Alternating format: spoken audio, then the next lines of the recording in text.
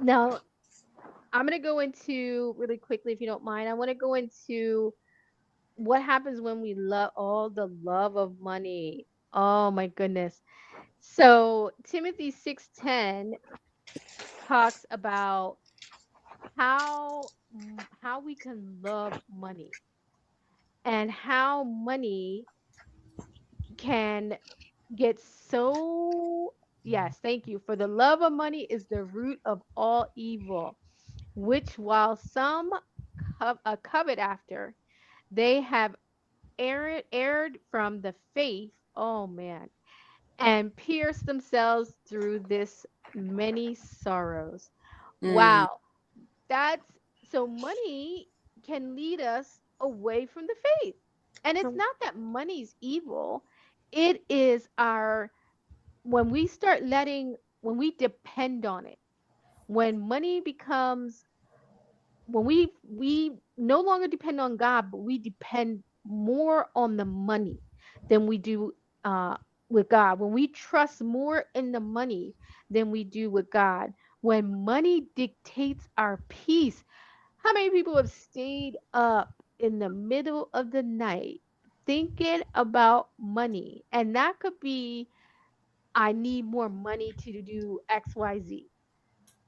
mm, Or, oh, I got to figure out how I can get more money in my bank account because I just love to have a certain amount of money in my bank account.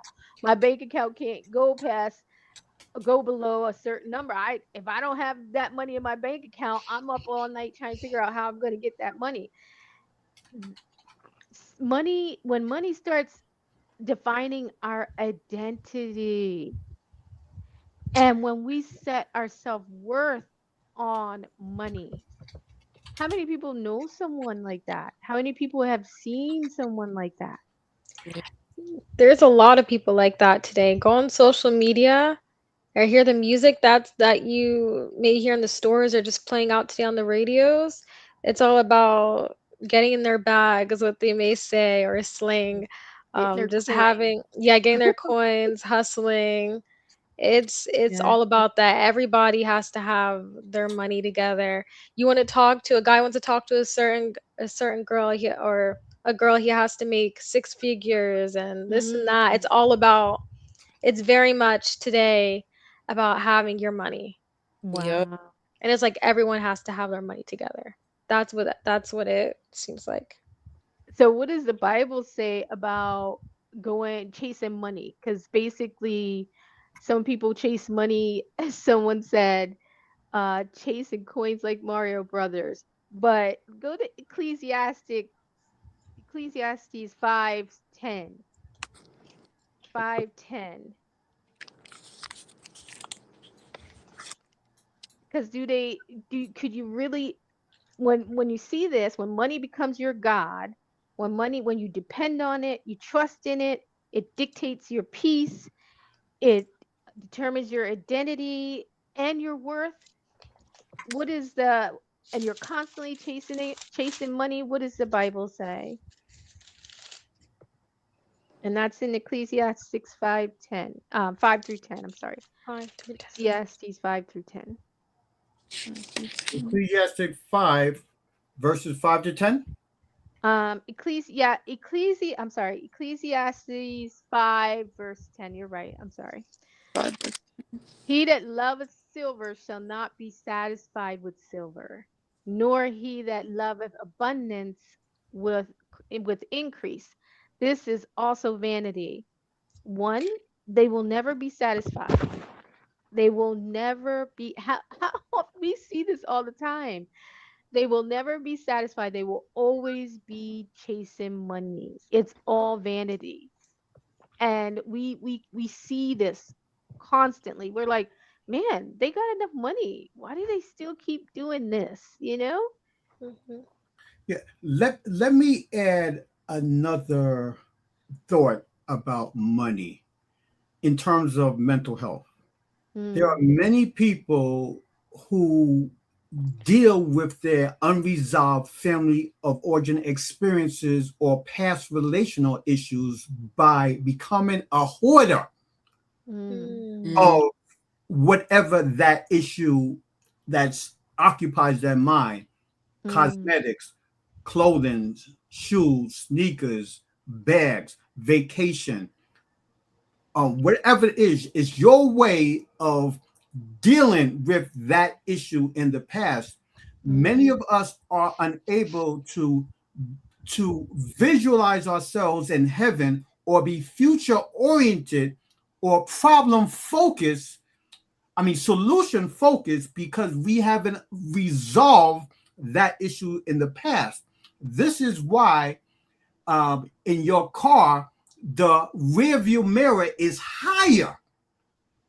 It's helping you to take your vision, your thoughts, your frontal lobes to a higher plateau so you can have an understanding of what holding you back in the past, so you can be more conscientious what you do with your time, talent, and resources in the present. Yes. Mm. I agree, and I've seen that where I guess life experiences and usually it's experiences that maybe the person didn't they didn't feel good about the experience. And so it's like what you said, it's an emotional unresolved emotional experience. And so what happens is, for example, if someone was always poor, they they will be very tight and very uh just very I don't want to say stingy because I mean they just it's just they've been through an experience that they haven't quite gotten over.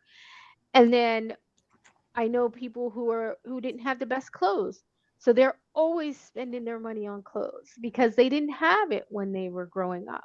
And so they want to be able to have these things that they didn't have when they were growing up. So they have this they spend money on their on their clothes. I mean I love how it looks, but I see people, they will have name brand head to toe, Yeah. or you seen that? Oh yeah. And a lot of social media influencers will like do not get ready with me's. Oh, outfit of the day.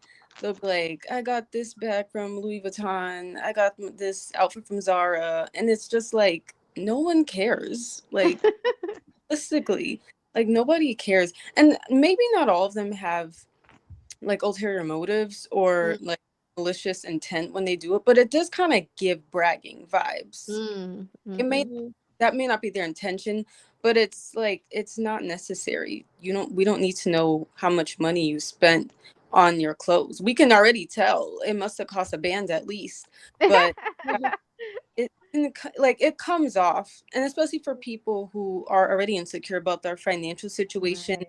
what is that going to do to their self-esteem? It's going to make it worse. So I feel like social media just it's It, so materialistic, the overconsumption, and with these influencers also promoting all of these products and look, mhm. like, do you even really use this stuff for real, or are you just getting a nice check with it? So it's Yeah, yeah. media, it can be a safe place, but it can also be a very toxic place. Mhm. Pushes so much unnecessary rhetoric to our those of us who are young, the young people, because we're vulnerable, and a lot of us will Right. compare ourselves to people we see online. So, yeah. You notice It's how like, let's go ahead. people who have abundance of money, they tend to be real sad. Is that Mm, Yeah. they searching for something. Yeah, mm, I love to hear stories of Shaquille O'Neal. Very humble. Mm, He would go to a regular store, like he'll go to Walmart, and he'll buy food for everyone. nice. wow. Everything for me. Every time he goes out, he's looking to enhance someone and purchase someone, he give people money freely. He'll go to Best Buy looking for children. They're looking they're looking at an item, and he said he'll go up to them and say, "Oh, do you really want that?" And he'll purchase it for them. Mhm, mhm. That's nice. Right. That is I like videos sometimes. In the past, I used to watch videos for my own edification, but now I watch videos to really learn more about God. And one of my favorite videos is, what's that guy from Canada? What's his name? Um, what's that rapper from Canada? Light skinned guy. Is Drake? it Drake? Drake. He has this. What's that song, Rachel? I listen all the time. God's Um, God's plan. And in the video, he's going up to people. Like in the beginning of the video, he says that the video cost like $1 million, or how much it costs, and he really gave the money away. He'll go up to people, they're suffering and so forth, and he'll give them money. Mm. I love to hear stories like that, because when we give freely, that means we spending less time on ourselves. yeah. Mm. And when you spend time yourself, don't you get upset and depressed and sad? Woe is me, and you get overwhelmed with life issues. You don't think about what others. You miss opportunities of witnessing to others. And the text I want to bring up is Luke chapter 16, verse 10.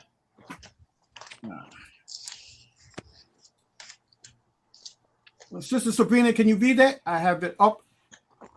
Luke 16, verse 10. It says, "He that is faithful in that which is least is faithful also in much, and he that is unjust in least is that is unjust in the least is unjust also in much." Yeah, Mm. this question relates to being a good steward, Mm. right? And if I'm reading Sister Marion's mind, what does being a good steward actually look like for a young adult today? And I consider myself young too, so this I, applies to me too. hey, expand that. That's for everybody. What does for ladies, and I'm the only gent here, what does, and all of our audience, right? I am monitoring our chat, so feel free to ask questions. What does being a good steward actually look like for yourself today? Mm. Yeah.